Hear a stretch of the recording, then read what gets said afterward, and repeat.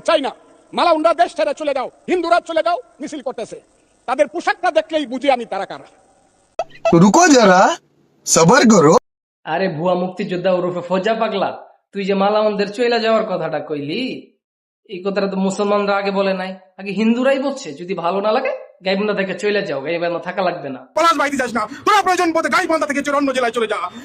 তোরা বলতে পারিস, তোরা বললে গণতান্ত্রিক অধিকার, আর আমরা বললে দেশদ্রোহী, হ্যাঁ মৌলবাদী। ফাকনামি করো না, সাবধান করে দিছি। আরে ফজা পাগলা, তুই না নিজের বীর মুক্তিযোদ্ধা দাবি করিস, হ্যাঁ? তারা যে রংপুরকে আলাদা প্রদেশ বানানোর হুমকি দিয়ে দেয়, আলাদা রাষ্ট্র বানানোর হুমকি দিতে, এটা তোর চোখে পড়ে না? ভারতের মুখ্যমন্ত্রীরা পর্যন্ত রংপুরকে আলাদা হিন্দু রাষ্ট্র বানানোর হুমকি দিয়ে দেয়, এটা তোর চোখে পড়ে না?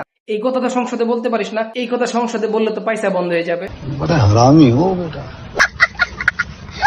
এখন তোর বীরত্ব কই গেছে? এখন তোর বীরত্ব চোখে কাঠের চশমা লাগাইছস নাকি শিলংয়ের চশমা লাগাইছস? কোন?